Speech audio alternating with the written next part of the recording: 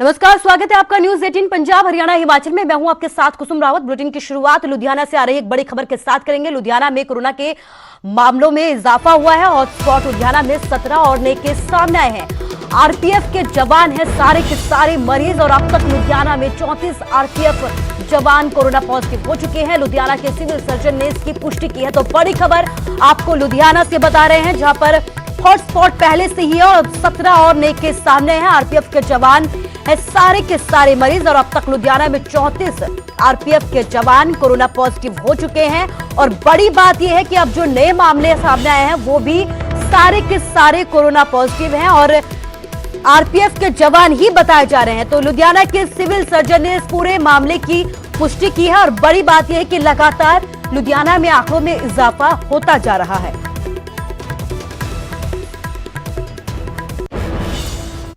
खबर फाजिल्का से है। फाजिल्का में कोरोना के 3 और नए मामले आए हैं सामने। जिले में अब कुल 44 तक आंकड़ा पहुंच चुका है। फरीदकोट में 4 नए केस आए हैं सामने। हजूर साहिब से लौटे थे चारों के चारों मरीज। फरीदकोट में मरीजों की संख्या पहुंची 51। पंजाब में 2000 के करीब पहुंचा आंकड़ा। तो लगातार आंकड़ों में इजाफा होता जा रहा है। पहले हमने आपको लुधियाना की खबर बताई जहां नए केस सामने है, इसके साथ ही फाजिल्का में भी 3 और नए मामले सामने हैं। और कुल अगर आंकड़े की बात की जाए तो 44 यहां पर आंकड़ा हो चुका है। फरीदकोट की अगर बात की जाए तो फरीदकोट में 4 नए केस सामने आए हैं। हजूर साहिब से लौटे थे चारों के चारों मरीज और अब इनमें कोरोना की पुष्टि हुई है।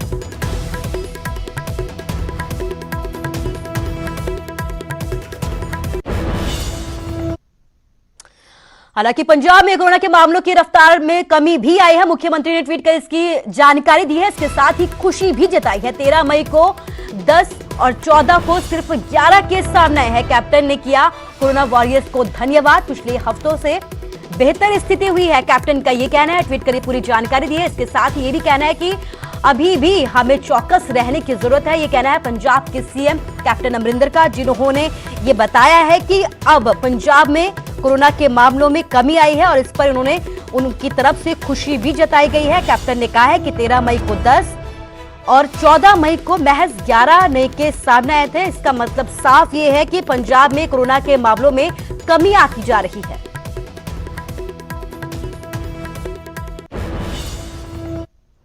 और एक और बड़ी खबर, श्री अकाल तख्त साहिब के जत्थेदार का बड़ा बयान सामने आया है। गुरु पर्व धूमधाम से मनाए जाने की उम्मीद जताई गई है। इसके साथ ही 15 दिनों में सब कुछ ठीक होने की भी उम्मीद जताई गई है। यानी हरप्रीत सिंह की तरफ से ये उम्मीद जताई गई है। हजूर साहिब से लौटे संगतों की रिपोर्ट नेगेटिव आने पर खुशी जताई गई है। इसके साथ ही जत्थेदार ने सरकारी प्रबंधों की भी तारीफ की है। तो एक पहले जिस तरीके से सीएम की तरफ से तारीफ की जाती है, खुशी जताई जाती है कि कोरोना के मामलों में कमी आई है, इसके साथ ही अब श्री अकाल तख्त साहिब के जत्थेदार का बड़ा बयान सामने आया है। उनकी तरफ से ये उम्मीद जताई गई है कि गुरु पर्व को धूमधाम से मनाया जा सकता है। 15 दिनों में सब कुछ ठीक होने की भी उन्होंने उम्मीद जताई है। हजूर साहिब से लौटे संगतों की रिपोर्ट नेगेटिव आने पर उन्होंने खुशी जताई है, राहत जताई है और कहना है उनकी तरफ से ये कहा गया है कि इस बात की उम्मीद है कि गुरु पर्व को हम धूमधाम से मना सकते हैं, लेकिन एहतियात बरतना बेहद जरूरी है।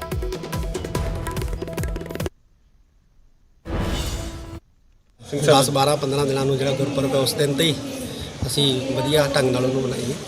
ਆਸ ਉਮੀਦ ਹੈ ਅਕਾਲ ਪੁਰਖ ਅੱਗੇ ਅਰਦਾਸ ਵੀ ਹੈ ਸੱਚੇ ਪਾਤਸ਼ਾਹ ਇਸ ਮਹਾਮਾਰੀ ਤੋਂ ਨਿਜਾਤ ਬਖਸ਼। ਸਿੰਘ ਸਾਹਿਬ ਘੱਲੂਘਾਰਾ ਦਿਵਸ ਆ ਰਿਹਾ, ਉਹਦੇ ਵਿੱਚ ਕੀ ਸੰਗਤਾਂ ਨੂੰ ਕਹਿਣਾ ਚਾਹੁੰਦੇ ਹੋ, ਕਿਉਂਕਿ ਲਾਕਡਾਊਨ ਹਾਲੇ ਵੀ ਚੱਲ ਰਿਹਾ ਕਿ ਸਥਿਤੀ ਹਾਲੇ ਵੀ ਗੰਭੀਰ ਬਣੀ ਹੈ। ਦੇਖਦੇ ਕੀ ਹੈ ਜਦੋਂ ਕਾਫੀ ਦਿਨ ਪਏ ਹਜੇ ਸ਼ਰਧਾਲੂਆਂ ਦੀ ਰਿਪੋਰਟਾਂ ਨੈਗੇਟਿਵ ਆਉਣੀ ਸ਼ੁਰੂ ਹੋ ਗਈ ਹੁਣ ਤੱਕ। ਇਹ ਖੁਸ਼ੀ ਵਾਲੀ ਗੱਲ ਹੈ ਔਰ ਸਾਨੂੰ ਪੂਰਾ ਵਿਸ਼ਵਾਸ ਹੈ ਕਿ ਹਜ਼ੂਰ ਸਾਹਿਬ ਤੋਂ ਜਿਹੜੀ ਸੰਗਤ ਵਰਤੀ ਹੈ ਉਹਨਾਂ ਦੇ ਵਿੱਚੋਂ ਇੱਕ ਵੀ ਐਸਾ ਨਹੀਂ ਹੋਊਗਾ ਜਿਹਨੂੰ ਕੋਈ ਭਿਆਨਕ ਜਿਹੜਾ ਹੈ ਉਹ ਰੋਗ ਕਾਰਨ ਜਿਹੜਾ ਆਪਣਾ ਨੁਕਸਾਨ ਝੱਲਣਾ ਪਵੇ। ਸਾਰੇ ਜਿਹੜੇ ਹਜ਼ੂਰ ਸਾਹਿਬ ਤੋਂ ਆਈ ਸੰਗਤ ਦੇ ਵਿੱਚੋਂ ਹੀ ਸਾਰੇ ਜਿਹੜੇ ਰਜ਼ਾਮੰਦ ਹੋ ਕੇ ਆਪਣੇ ਘਰਾਂ ਨੂੰ ਜਾਣਗੇ। ਸਾਨੂੰ ਗੁਰੂ ਗੋਬਿੰਦ ਸਿੰਘ ਪਾਤਸ਼ਾਹ जी पे पूरा भरोसा है।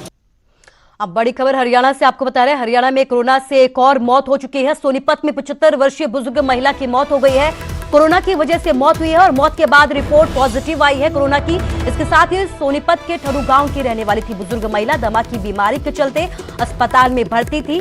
सोनीपत में कोरोना से ये पहली मौत है और लगातार आपको बता दें कि कोरोना की वजह से मौत का आंकड़ा हरियाणा में भी बढ़ता जा रहा है। और अब एक और मौत सोनीपत में हुई है। नितिन अंतिल हमारे संवाददाता फोन लाइन से हमारे साथ जुड़ गए हैं। नितिन, क्या कुछ अपडेट? जी बिल्कुल, मैं आपको बता दूं, जिस तरह से आंकड़े लगातार सोनीपत जिले के बढ़ते जा रहे थे और 131 पर आंकड़े जा चुके हैं, उसके तहत कुछ रिकवरी भी हुई जिनमें 55 मामले बताए गए कि ठीक हो चुके हैं। लेकिन कहीं ना कहीं बहुत ज्यादा चिंताजनक खबर है, थ्रू गांव की रहने वाली यह महिला थी और इसे दमे की बीमारी बताई गई, जिसके बाद इसे सोनीपत के सामान्य अस्पताल में दाखिल कराया गया और जहां इसकी मौत हुई। लेकिन सैंपलिंग जो भेजी गई और जिसकी रिपोर्ट आई वो बहुत ज्यादा जो अब स्वास्थ्य विभाग और प्रशासन के लिए चिंता का विषय बन गई, क्योंकि इसकी जो मौत हुई है वो कोरोना पॉजिटिव रिपोर्ट आई और कोरोना की वजह से इसकी मौत बताई जा रही है। फिलहाल जो महिला है उसके शव को अभी सामान्य अस्पताल में रखवाया गया है। जो अधिकारी हैं फिलहाल कैमरे के सामने नहीं आए हैं, उनका यही कहना है कि डेड बॉडी को पहले सैनिटाइज किया जाएगा और कहाँ इसका दाह संस्कार किया जाएगा, कौन करेगा, अभी स्वास्थ्य विभाग फिलहाल चुप है। और एक टीम नगर निगम की जो स्वास्थ्य सिविल अस्पताल में बुलाई जा चुकी है, उसमें जो सामान्य अस्पताल के डॉक्टर्स हैं या सीएमओ है, वो उनकी सभी की बैठक जारी है। शायद इसी बारे में डिस्कस किया जा रहा है कि सोनीपत के किस जगह पर इस महिला का दाह संस्कार किया जाएगा। जी नितिन, इस तमाम जानकारी के लिए आपका शुक्रिया। तो सोनीपत से खबर आपको बता रहे हैं, जहां पर कोरोना की वजह से पहली मौत हुई है। हरियाणा की अगर बात की जाए तो मौत के आंकड़ों में भी इजाफा होता जा रहा है। इस बीच सोनीपत में पहली मौत की खबर सामने आई है।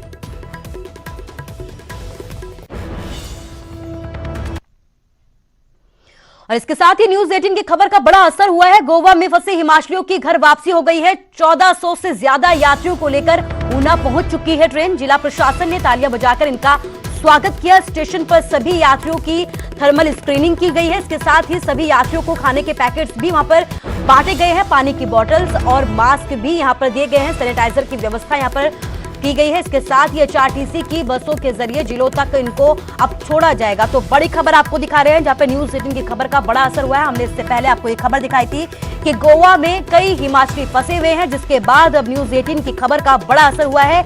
हिमाचल गोवा में फंसे हिमाचलियों की अब घर वापसी हो चुकी है। 1400 से ज्यादा यात्रियों को लेकर ट्रेन ऊना पहुंच चुकी है।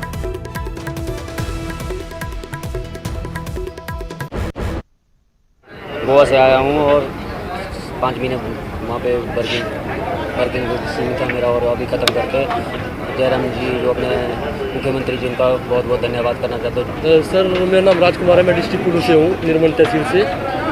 तो हम 2 महीने से लॉकडाउन में फंसे थे। धन्यवाद करते हैं सरकार का, जिसने हमें आज घर जाने वापस दिया है।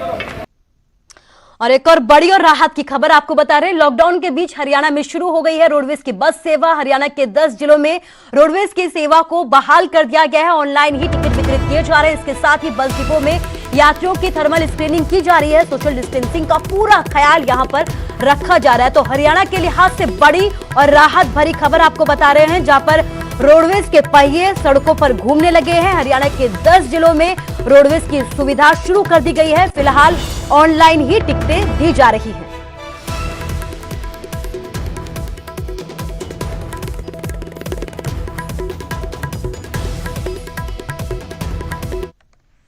की बस सेवा शुरू हो चुकी है। पंचकुला समेत हरियाणा के करीब 10 जिलों से आज से बसें सड़कों पर दौड़ने लगेंगी और रोडवेज बस सेवा शुरू करने वाला हरियाणा देश का पहला राज्य बन गया। इस वक्त मैं पंचकुला बस स्टैंड पर हूं और आप यहां देखेंगे कि जो तमाम यात्री हैं वो यहां पहुंच चुके हैं। अधिकारी कर्मचारी भी यहां पर हैं और बाकायदा यात्रियों की थर्मल स्कैनिंग की जा रही है। उसके बाद उनके हाथों को सैनिटाइज भी करवाया जाता है और उसके बाद ही उन्हें बैठने की अनुमति दी जाती है। सुबह 8 बजे पहली बस पंचकुला से जो निकली थी वो सिरसा के लिए चली थी, वो जा चुकी है और अब जो दूसरी बस है वो नारनौल यानी कि महेंद्रगढ़ जिले के लिए चलेगी। ये बस आप देखेंगे जो यहाँ पर खड़ी हुई है, ये अब यहाँ से चलने के लिए तैयार है। को दिखाएंगे, देखिए चालक भी यहाँ पर आ गए हैं और ये बस जा रही है महेंद्रगढ़। करीब 50 से 52 दिन के बाद जो बस सेवा है हरियाणा रोडवेज की वो शुरू हुई है और बस के भीतर आप देखेंगे जो बैठने की जो व्यवस्था है वो सोशल डिस्टेंसिंग का उसमें खासा ख्याल रखा गया है। यात्रियों को दूर दूर बैठने के लिए कहा गया। हालांकि 30 यात्री ही बैठ सकते हैं, लेकिन क्योंकि डेस्टिनेशन टू डेस्टिनेशन बसें फिलहाल चलाई जा रही हैं, बीच में किसी भी स्थान पर किसी भी बस स्टैंड पर कोई सवारी ना उतर सकती है, ना ही कोई इसमें नया यात्री चढ़ सकता है। इसीलिए जो संख्या है वो 30 से भी बहुत कम हमें यहाँ पर दिखाई दे रही है। और बाकायदा जो बसों की सीटें हैं वहाँ पर भी क्रॉस के निशान लगाए गए हैं। इसका मतलब यह है यहाँ पर कोई यात्री नहीं बैठेगा। और देखिए बिल्कुल गाड़ी तैयार है। इससे पहले की गाड़ी चले हम कुछ यात्रियों से बात करेंगे। जी बताएं कि क्या कहना चाहेंगे, बस सेवा शुरू हुई आज? जी ये बहुत अच्छा कदम है हरियाणा सरकार का, इसे हम काफ़ी खुश हैं और आने वाले समय भी अच्छा काम करें, इसे हम उम्मीद रखते हैं। इंतजार कर रहे थे आप लोग, कोई साधन नहीं? बहुत 2 महीने से इंतजार कर रहे थे इस चीज़ का। तो घर जा रहे हैं, कितनी खुशी है? बहुत ज़्यादा खुशी है जी, बहुत ज़्यादा। ये आप बताइए क्या कहना चाहेंगे? आज सेवा शुरू हुई है, बहुत अच्छा काम किया मनोहर खट्टर जी ने। घर जा रहे हैं, कहीं काम से जा रहे हैं? घर जा रहे हैं। घर जा रहे हैं जी, घर जाने की खुशी है। आप बताइए जी, क्या कहना चाहेंगे? घर जा रहे हैं। हरियाणा सरकार ने बहुत ही अच्छा काम किया और आगे भी बहुत अच्छे काम करते रहेंगे। हरियाणा पहला राज्य है जिसने बस सेवा शुरू की। जी बिल्कुल, देखिए घर लौटने की खुशी है, हरियाणा सरकार की तारीफ भी हो रही है और लोग कह रहे हैं कि काफी लंबे समय से वो इंतजार कर रहे थे बसें शुरू होने का। बसें आज से चल रही है तो लोगों में काफी खुशी का माहौल है और जो बस सेवा ये है वो इसी तरीके से चलती रहेगी। पंचकुला से सबसे ज्यादा 9 मार्गों पर बसें चल रही है और देखिए जो बस है ये निकल चुकी है पंचकुला बस स्टैंड से। हरियाणा में आज से परिवहन सेवा शुरू हो गई है, यानी कि हरियाणा की सड़कों पर अब हरियाणा रोडवेज की बसें दौड़नी शुरू हो जाएंगी। हालांकि कुछ बसेस अभी अलग अलग जिलों से चलाई है। सिरसा से पंचकुला के लिए पहली बस रवाना हो रही है। तस्वीरें हम दिखा दें, ये सिरसा के बस अड्डे पे खड़ी पहली बस है पंचकुला से। और हम दर्शकों को बता दें कि अभी फिलहाल एक ही बस सिरसा से पंचकुला के लिए शुरू हुई है। जीएम रोडवेज खुद यहाँ पर हैं और उनके साथ रोडवेज और पुलिस के तमाम अधिकारी हैं, वो हमारे साथ मौजूद हैं। जीएम साहब, आज से बस शुरू हो गई है, किस तरह की व्यवस्था की गई है? सोशल डिस्टेंसिंग और तमाम जो गाइडलाइंस हैं कोरोना से बचने के लिए, क्या किया जा रहा है? बस के अंदर हमने सोशल डिस्टेंसिंग के लिए सीट नंबर मार्किंग की गई है और पूरी बस को सैनिटाइज किया गया है। शाम को भी किया था, अब फिर किया दोबारा। हम कोई भी 1% भी रिस्क लेना चाहते। हमारे 10 पैसेंजर की बुकिंग हुई है, ऑनलाइन बुकिंग है और डेली बस जाएगी 8 बजे और अगले दिन सुबह 8 बजे आएगी। कल 8 बजे जो पंचकुला से चल के आ रही है पंचकुला डिपो की बस, वो कल पंचकुला वाली जाएगी, मिलेगी गाड़ी डेली। और हमने जो है ना, जो पैसेंजर हमारे उनकी थर्मल स्कैनिंग की गई है और गाड़ी को पूरा सैनिटाइज किया हुआ है। उनके हाथ भी हमने सभी पैसेंजर के सैनिटाइज किए। तो आप तस्वीरें देख सकते हैं, ये बस में यात्री जा रहे हैं। सोशल डिस्टेंसिंग का खास ध्यान रखा है। कुछ छोटे बच्चे भी हैं, कॉलेज स्कूल गोइंग बच्चे भी हैं जिनको पंचकुला की तरफ जाना है। तो ये पहली बस सिरसा से रवाना हो रही है और पंचकुला ये बस जाएगी। रात्रि ठहराव इस बस का होगा पंचकुला में और उसके बाद सिरसा ये बस वापस लौटेगी। तो आज से परिवहन सेवा शुरू हो गई है, एक ट्रायल सरकार की तरफ से किया जा रहा है। तो हम यात्रियों को एक बार फिर कह रहे हैं कि जब तक आपको सूचना नहीं मिलती कि इस जिले या इस इलाके की बस चले, तब तक बस अड्डा परिसर में ना आए। जो बस जाने लायक है, जो बस की सेवा शुरू है, वो ही यात्री आएँ और ऑनलाइन टिकट को बुक करवाएं। इस तरह की व्यवस्थाएं और इस तरह की गाइडलाइंस रोडवेज विभाग की तरफ से जारी कर दी गई है। सिरसा से नकुल जसूजा। करीब 1.5 महीने से देश में लॉकडाउन लागू है। ऐसे में रोडवेज का जो पहिया थम गया था उसको आज आंशिक रूप से शुरू किया गया। बात करें भिवानी की, तो भिवानी से एक बस को जो है भिवानी से पंचकुला के लिए रवाना किया गया और ऐसे ही एक बस जो है पंचकुला से भिवानी के लिए रवाना की गई है। यानी कि एक बस पंचकुला से भिवानी आ रही है और एक भिवानी से पंचकुला जा रही है। खास बात यह है कि इन जो बसों की जो बुकिंग है वो ऑनलाइन की गई है। बस स्टैंड पर या बीच रास्ते में कहीं कोई टिकट नहीं मिलेगी, न ही कंडक्टर देगा। जो ऑनलाइन बुकिंग हुई है, अगर भिवानी की बात करें तो इस समय हम जो है जीएम गुलाब सिंह से बात करेंगे किस प्रकार से इसमें सावधानियां बरती गई है और क्या इसमें चीज़ के। सर, आपसे बात करेंगे अगर भिवानी में किस प्रकार की सावधानी के साथ इस बस को रवाना किया गया है? इसके अंदर हमने हर आदमी को सैनिटाइज किया है, उनके हाथ भी धुआए हैं और मास्क को भी चेक किया है। बाकायदा मैंने खुद चेक किया पर्सनली और इनको थर्मल स्कैनिंग भी करी गई है इनकी। तो सर, कितने यात्री थे जिनकी आज बुकिंग हुई? अभी 16 हमारे 18 आदमी थे, 2 की रिजेक्ट हो गई थी, वो कैंसिल हो गई या नहीं आ पाए। 16 यात्री अभी हमारे इसमें बस में गए हैं। बस में कोई बीच में से भी अगर यात्री होगा तो उसको बैठा जाएगा? कोई बीच में होगा ही नहीं, मतलब पहले यही वो किया गया था, जो बुकिंग हुई थी ना वो इसी बेस के ऊपर यहाँ से जाके सीधी पंचकुला उतरेगी। देखते हैं, अगर पैसेंजर बढ़ते हैं तो हम गाड़ी और बढ़ा देंगे, अगर नहीं है तो फिर नहीं चलेगी। धन्यवाद सर। ये थे जीएम गुलाब सिंह, जिन्होंने बताया कि स्वास्थ्य विभाग और सरकार के सभी दिशा निर्देशों का पालना करते हुए सोशल डिस्टेंसिंग, स्क्रीनिंग और सैनिटाइजिंग का प्रबंध किया गया है और सभी जो 16 जो बुकिंग थी वो ऑनलाइन की गई है और जैसे जैसे यात्रियों की संख्या बढ़ेगी वैसे वैसे बसों की भी संख्या बढ़ाई जाएगी। अगर यात्रियों की संख्या ज़्यादा होती है, यानी कि बसों की डिमांड बढ़ती है, तो निश्चित तौर पर बसों की संख्या को भी बढ़ाया जाएगा। लेकिन जो है सावधानी और जो स्वास्थ्य विभाग और सरकार के निर्देश हैं उनकी पालना जरूर की जाएगी। भिवानी से कैमरा पर्सन अमन कुमार के साथ जगबीर गंगस, न्यूज़ 18 हरियाणा। लंबे समय के बाद रोडवेज की जो सेवा है वो दोबारा शुरू की गई है। रेवाड़ी से 3 बसों का संचालन किया जाएगा। रेवाड़ी से 2 बसें नारनौल के लिए और 1 बस पंचकुला के लिए रवाना की जाएगी। हालांकि जो प्रक्रिया है अभी ऑनलाइन टिकट के जरिए ही आप इसमें सफ़र कर पाएंगे, इसलिए फ़िलहाल जो नारनौल के लिए जो बस रवाना हुई है उसमें कुल 6 रजिस्ट्रेशन हुए थे और 5 लोग ही यहाँ बस स्टैंड पर पहुँच पाए। अभी पंचकुला के लिए भी जो यात्री हैं वो आ रहे हैं, क्योंकि कुछ देर बाद पंचकुला के लिए बस रवाना होगी। रोडवेज के जो अधिकारी है वो हमारे साथ में है, कुछ सवारियां भी हमारे साथ में है कि उनसे बातचीत करेंगे कि पहली बार इतने लंबे समय बाद वो सफ़र करेंगे रोडवेज में, तो किस तरह का रहेगा उनके लिए और क्या सावधानी बरतने को लिए उनको कहा गया है। सबसे पहले तिवारी जी क्या कहेंगे कि किस तरह से बसों का संचालन किया जा रहा है? और रेवाड़ी से पंचकुला के 2 रूट फिक्स किए गए हैं, जिनके लिए हमने ऑनलाइन प्रक्रिया, ऑनलाइन टिकटिंग शुरू करवाई गई थी, जिसमें 9 यात्रियों ने रेवाड़ी से पंचकुला के लिए ऑनलाइन टिकटें बुकिंग कराई है। इसके अलावा 8 बजे हमने एक बस रेवाड़ी से नारनौल के लिए रवाना की है, जिनमें 8 यात्रियों ने ऑनलाइन बुकिंग कराई थी। जो रोडवेज की जो 3 बसें हैं वो रेवाड़ी से रवाना की गई है। रेवाड़ी से पवन कुमार, न्यूज़ 18। बड़ी खबर आपको बता रहे हैं, दिल्ली हाईकोर्ट ने दिया हरियाणा सरकार को आदेश, दिल्ली के साथ लगते बॉर्डर्स पर से हटाई जाए पाबंदियां, डॉक्टर्स, नर्सेज और पुलिस वालों की हो बिना रोक-टोक आवाजाही, बाकी लोगों को भी अप्लाई करने के लिए 30 मिनट के बाद पास जारी किए जाए। तो बड़ा आदेश दिल्ली हाईकोर्ट की तरफ से हरियाणा सरकार को दिया गया है, जिसमें दिल्ली के साथ लगते बॉर्डर्स पर पाबंदियां हटाने की बात कही गई है। डॉक्टर्स, नर्सेज और पुलिस वालों को बिना रोक-टोक आवाजाही दी जाए। इसके साथ ही बाकी लोगों को भी अप्लाई करने के बाद 30 मिनट के अंदर पास मुहैया करवाए जाए। तो बड़ी बात यहां पर सामने आई है, जहां पर दिल्ली हाईकोर्ट की तरफ से बड़ा आदेश दिया गया। आपको बता दें कि हरियाणा में लगातार कोरोना के आंकड़े बढ़ते जा रहे थे, जिसके बाद हरियाणा सरकार ने अहम फैसला लिया और बॉर्डर्स पर पाबंदियां सख्त कर दी। इस बीच हमारे संवाददाता सुशील पांडे फोन लाइन से हमारे साथ जुड़ गए। सुशील, क्या कुछ कहा गया है दिल्ली हाईकोर्ट की तरफ से और आखिर क्यों अभी, क्योंकि हरियाणा में लगातार आंकड़े बढ़ते जा रहे थे, इसके मद्देनजर ये फैसला लिया गया, तो क्या कुछ वजह रही जो इस तरीके का आदेश हाईकोर्ट की तरफ से दिया गया है?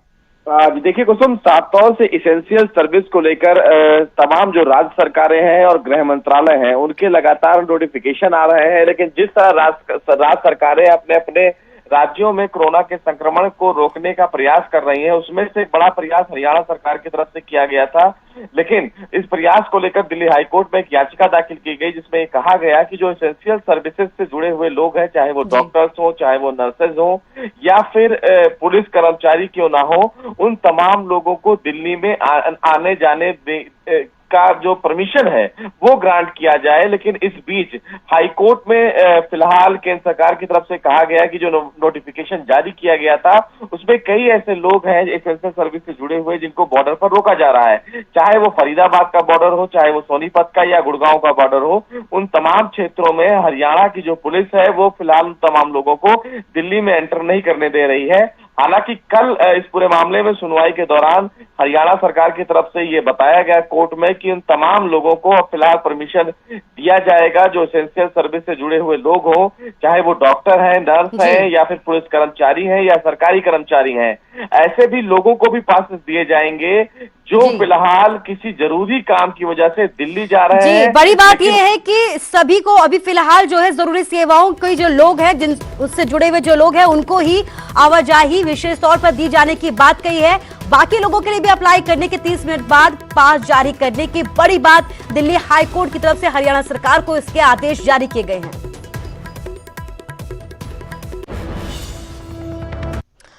और मजदूरों से जुड़ी बड़ी खबर आपको बताते हैं, जान जोखिम में उठाकर घर जा रहे मजदूर, दिल को झकझोर देने वाली तस्वीरें सामने आई है। हरियाणा बॉर्डर्स पर पहरा लगातार जारी है और इस बीच जोखिम भरे रास्तों से सफर करने को मजबूर हो गए हैं मजदूर। कच्चे रास्तों के जरिए नदी नालों को पार करने की बड़ी चुनौती उनके सामने है। शंभू बॉर्डर से ऐसी ही एक तस्वीर सामने आई है, जहां पर दर्दनाक दास्तां मजदूरों की बयां कर रही है। तो बड़ी खबर आपको दिखा रहे हैं मजदूरों से जुड़ी हुई, जो लगातार बॉर्डर्स के बंद होने के चलते जोखिम भरे रास्तों को अपना रहे हैं। पंजाब से पैदल चलकर हरियाणा की तरफ आ रहे हैं, वो हरियाणा की सीमा में हाईवे से एंटर नहीं हो पा रहे हैं और इस तरह के जो जंगल के रास्ते हैं, नदियां हैं, नाले हैं, वहां से उनको गुजरना पड़ रहा है। छोटे बच्चों के साथ ये परिवार है। उत्तर प्रदेश के बदायूं जाना है इन लोगों को और आप देखिए बच्चों को किस तरह से ये जो नदी है इसमें से पार करवाया जा रहा है। एक एक करके बच्चे को आगे ले जाया जाता है और आगे इससे एक और नदी है, वहाँ से भी लोगों को गुजरना होगा। तो आप देखिए ये तस्वीरें हैं जो कि देखनी चाहिए देश को, सरकारों को, कि किस तरह से मुश्किल हालात में इस वक्त ये प्रवासी मजदूर अपनी जान हथेली पर रखकर अपनी जो यात्रा है अपने गृह राज्यों के लिए, गृह जिलों के लिए वो कर रहे हैं और किस तरह से मशक्क़त करनी पड़ रही है इन परिवारों को। ये तस्वीरें देखने के बाद ये लोग उम्मीद कर रहे हैं कि जो इनकी समस्याएं हैं उस पर सरकार कुछ ध्यान दे, इनको वापसी भेजने का कुछ इंतज़ाम किया जाए, नहीं तो इनको ऐसे ही पैदल परेशान होकर जाना पड़ रहा है। जहाँ पर ये लोग रह रहे हैं वहाँ पर रहने का, खाने पीने का कोई बंदोबस्त नहीं है, इस वजह से इनको पैदल ही चलकर आना पड़ रहा है। तो ये आप देखिए ये हालात हैं, किस तरह से ख़तरनाक तरीके से बच्चे यहाँ पर इस नदी को, घग्गर नदी को पार कर रहे हैं। आप लोग कहाँ से आ रहे हैं? अनंतपुर साहिब से। तो वहाँ से क्यों आना पड़ा? वहाँ रहने का, खाने का कोई बंदोबस्त नहीं था? कोई बंदोबस्त नहीं था वहाँ पे। तो कितने दिन से आप चल रहे हैं? 3 दिन, कल से। तो ये कहाँ लेके जाएंगे आप? पूरे परिवार को आप लेके चल रहे हैं? बदायूं जी। तो ऐसे ही पैदल ही जाते रहेंगे? पैदल ही जाएंगे और क्या करेंगे महाराज। तो ये बड़ा खतरा है, ये छोटे बच्चों को कितनी मुश्किल से आप लोग ये नदी पार करा रहे हैं, घग्गर नदी। क्या करा जाए महाराज, कुछ खाने का इंतजाम ना, कुछ रहने का ठीक है, कुछ नहीं है। और हाईवे पे जा रहे हैं तो पुलिस क्या कह रही है? आप पुलिस निकाल रही है, इसलिए यहाँ से जंगल के रास्ते से जा रहे हैं। जंगल रास्ते इसीलिए जा रहे हैं, पुलिस में रुकने नहीं देती, डंडे मारते हैं कि निकलो यहाँ से, मारे वो किराया मांगते हैं। काम है नहीं, फिर क्या करिए। तो काम है नहीं, अगर सड़क पर चल रहे हैं तो इनको पुलिस वाले वहाँ से भगा देते हैं, जिसके बाद इन लोगों को इस तरह के। अब मेरे पीछे का ये इलाका देख लीजिए, ये जो हाईवे है उससे करीब 1.5 से 2 किलोमीटर दूर ये जगह है, राजगढ़ गांव है और यहाँ पर ये बॉर्डर है हरियाणा और पंजाब का। पंजाब की सीमा में इस वक्त हम खड़े हैं राजगढ़ गांव में और यहाँ पर जो लोग आप देख रहे हैं वो किस तरह से इस नदी को क्रॉस कर रहे हैं। आप ये बताइए, इतने बच्चों को आप लेकर गए, कितना खतरा है? आप पूरे घर को संभाल रहे हैं? मजबूरी से जा रहे होंगे सर, तो बहुत तंगी है कि भूखे भी आएंगे, कल के रोटी भी नहीं खाई है, पैदल ही चले जा रहे हैं बस। और बहुत मजबूरी है कि क्या करें, अच्छे बच्चे, छोटे छोटे बच्चे लेके आए, काम उम है नहीं, क्या करें। तो ये महिला हैं जिन्होंने अभी कितने अपने जो परिवार के बच्चे हैं उनको दूसरी तरफ पहुंचाया इस नदी के। आप देखिए सामने बच्चे खड़े हैं। अब ये जो बाकी जो घर की बच्चियां हैं, महिलाएं हैं, वो यहाँ पर इस नदी को पार कर रही हैं। यूपी के बदायूं का ये सफ़र है जो कि काफ़ी मुश्किल भरा है और महिला जो है घर की, वो अपने घर के पुरुषों को भी संभाल रही है। इतने मुश्किल हालात में इन लोगों को यहाँ से निकलना पड़ रहा है, कोई मदद इनके पास नहीं है और ये तस्वीरें हैरान करने वाली हैं। हरियाणा सरकार ने पल्ला झाड़ लिया। उनका कहना है कि पंजाब से जो मज़दूर आ रहे हैं ये वो लोग हैं और इनको रुकने का, ठहरने का बंदोबस्त पंजाब में ही करना चाहिए। पंजाब सरकार कह रही है कि ये लोग बिना किसी परमिशन के अपने आप ही चलकर आ गए हैं, लेकिन इनको पंजाब में क्यों नहीं रोका गया, इनके रहने का बंदोबस्त क्यों नहीं किया गया, ये कई ऐसे सवाल हैं जिनका जवाब फ़िलहाल कोई नहीं दे पा रहा है। तो फिलहाल ये तस्वीरें हैं जो कि काफ़ी हैरान करने वाली हैं। अपने परिवारों के साथ, बच्चों के साथ कड़े मुश्किल हालात में पैदल ही जो प्रवासी मजदूर है वो पंजाब से चलकर हरियाणा की सीमा में नदियों, नालों और जंगलों के माध्यम से लगातार पहुँच रहे हैं और आगे बढ़ने की कोशिश कर रहे हैं। हरियाणा पंजाब बॉर्डर के राजगढ़ गाँव से कैमरामैन चमन के साथ मोहित मल्होत्रा, न्यूज़ 18 इंडिया।